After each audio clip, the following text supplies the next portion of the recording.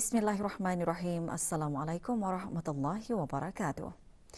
Kebawah Duli Maha Mulia Paduka Seri Baginda Sultan Haji Hassanal Bolkiah Muizzuddin Wad Daulah Ibni Almarhum Sultan Haji Omar Ali Saifuddin Sa'adul Khairwaddin Sultan dan Yang di-Pertuan Negara Brunei Darussalam telah berkenan menghantar titah berutusan tahniah kepada Tuan dan Terutama Said Ibrahim Raisi berikutan dengan pelantikannya sebagai Presiden Republik Islam Iran yang baru-baru ini.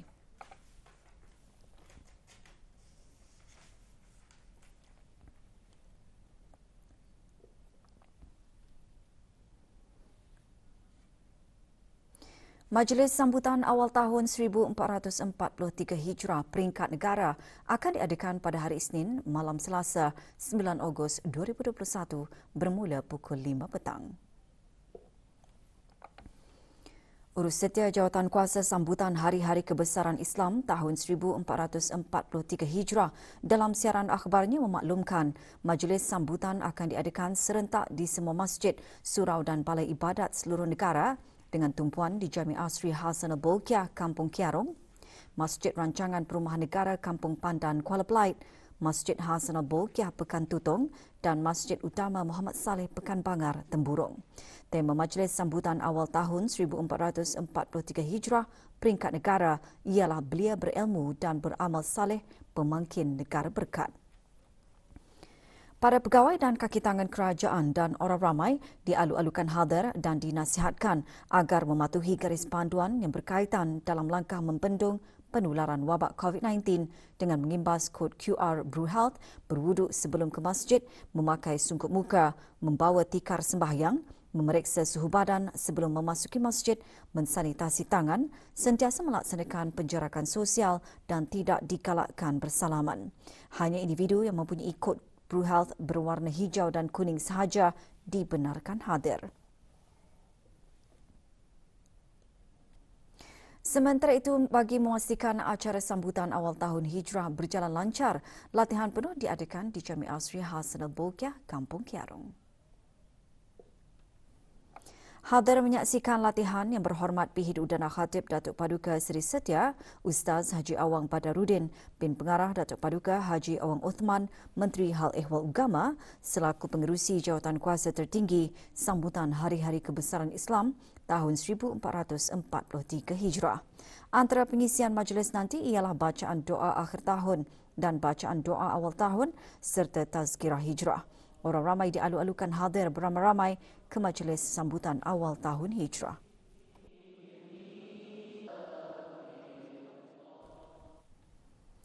...727 kes muntah dan ceret-beret atau gastroenteritis dilaporkan sejak beberapa minggu lalu, kebanyakannya dalam kalangan kanak-kanak berumur 5 tahun ke bawah berbanding 605 kes untuk jangka masa yang sama pada tahun lepas.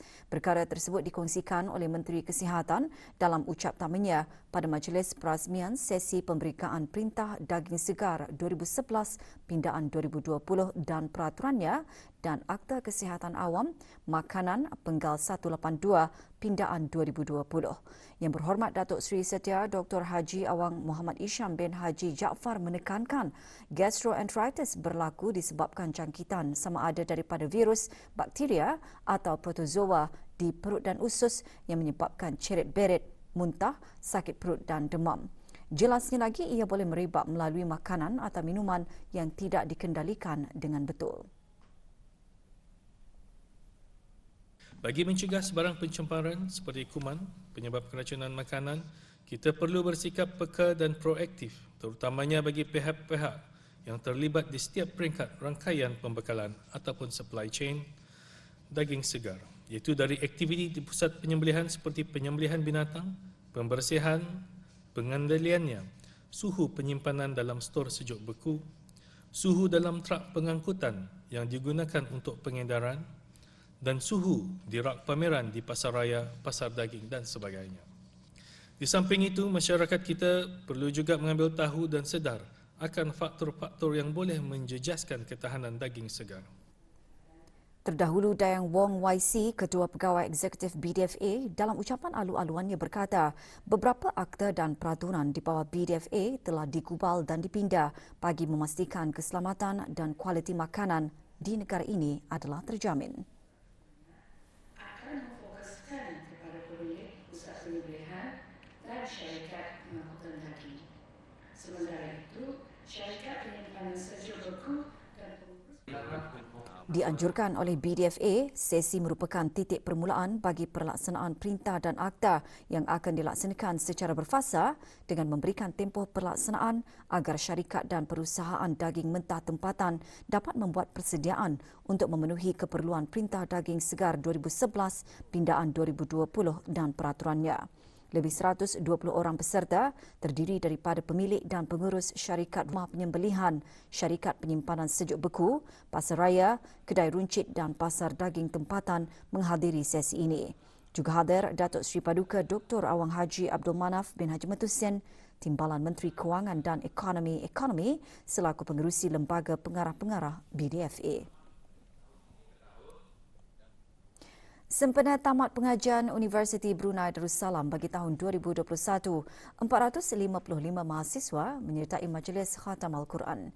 Majlis berlangsung di Masjid Universiti Brunei Darussalam.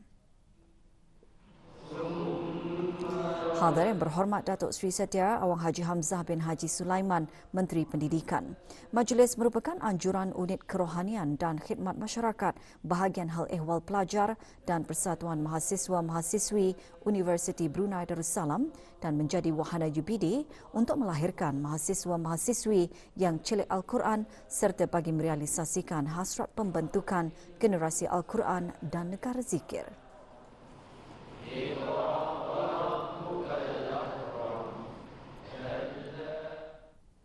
Tiada kes baharu jangkitan COVID-19 dicatatkan kemarin di negara Brunei Darussalam dengan 2 kes disahkan sembuh. Kementerian Kesihatan dalam siaran akhbarnya memaklumkan jumlah keseluruhan kes COVID-19 di negara ini kekal 339 kes.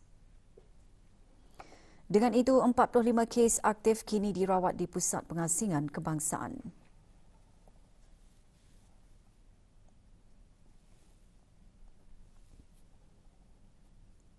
Kes terakhir jangkitan tempatan COVID-19 dilaporkan pada 6 Mei 2020, manakala jumlah kes import sejak kes jangkitan terakhir tempatan dilaporkan sebanyak 198 kes. 640 individu sedang menjalani pengasingan diri mandatri, manakala 23,131 orang menamatkan pengasingan diri mandatri sejak Mac 2020. 223 ujian virus SARS-CoV-2 telah dilaksanakan menjadikan jumlah keseluruhan ujian makmal dijalankan sejak Januari 2020 154,797 ujian. Maklumat lanjut dan perkembangan terkini layari laman sesawang Kementerian Kesihatan dan talian Kesihatan 148. Sementara itu, status vaksinasi COVID-19 yang dilaksanakan di negara ini pada 4 Ogos 2021 seramai 4,383 orang. Jumlah penduduk yang menerima sekurang-kurangnya 1 dos vaksin seramai 141,754 orang. Manakala jumlah penduduk yang telah menerima 2 dos vaksin seramai 35,874 orang dan warga emas yang menerima sekurang-kurangnya 1 dos vaksin seramai 24,893 orang.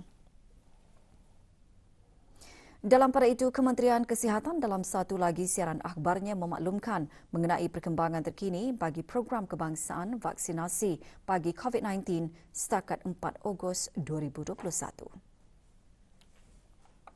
177,628 dos suntikan vaksin COVID-19 telah diberikan termasuk 52,919 dos vaksin AstraZeneca dan sejumlah 85,449 individu telah divaksinasi dengan sekurang-kurangnya 1 dos vaksin Moderna. Berdasarkan unjuran penggunaan semasa, dijangkakan bahawa pada hari Ahad 8 Ogos 2021, hampir 100,000 individu akan menerima vaksin Moderna. Bekalan vaksin Moderna yang ada hanya akan digunakan bagi mereka yang memerlukan vaksin tersebut untuk dos kedua sahaja. Bermula 9 Ogos ini, vaksin AstraZeneca akan mula digunakan bagi semua individu yang belum menerima vaksin COVID-19. Pemberian vaksin AstraZeneca akan ditawarkan bagi individu berumur 50 tahun ke atas.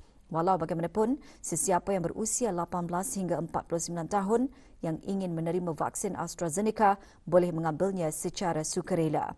Dalam pada itu, sesiapa yang telah mempunyai perjanjian suntikan vaksin tetapi tidak berhasrat untuk menerima vaksin AstraZeneca dinasihatkan membatalkan perjanjian suntikan untuk memberikan ruang orang lain menempah slot suntikan.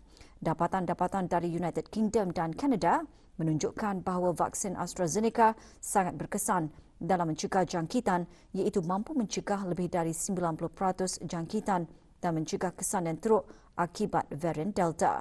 Vaksinasi kekal menjadi kaedah utama paling berkesan dan selamat untuk melindungi diri dan masyarakat dari penyebaran jangkitan COVID-19. 100 keping gambar ke bawah Duli Yang Maha Mulia Paduka Seri Baginda Sultan dan Yang di-Pertuan Negara Brunei Darussalam yang mempamerkan kenangan istimewa dan berharga ketika beramah mesra bersama rakyat kini boleh disaksikan di bangunan Cabby Central, Kuala Belait. Pameran anjuran Jabatan Penerangan Jabatan Perdana Menteri tersebut diadakan selama 3 hari bermula kemarin. Pameran seumpamanya adalah bagi memberikan kepada orang ramai tentang raja yang kita kasihi. Orang ramai dialu-alukan untuk menyaksikan pameran berkenaan yang dibuka dari pukul 11 pagi hingga pukul 9 malam. Pameran akan diadakan dilaratkan lagi di daerah Tutong bermula 9 hingga 11 Ogos dan daerah Temburong pada 13 hingga 15 Ogos.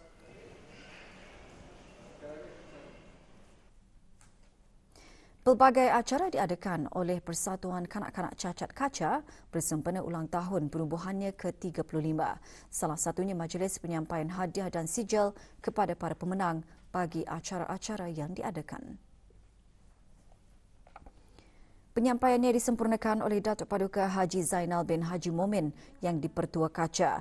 Antara peraduan yang diadakan, peraduan melukis dan mewarna bagi kanak-kanak kaca serta peraduan senyum kaca 2021. 81 peserta menyertai peraduan senyum kaca dan bagi peraduan mewarna pula disertai oleh 45 peserta.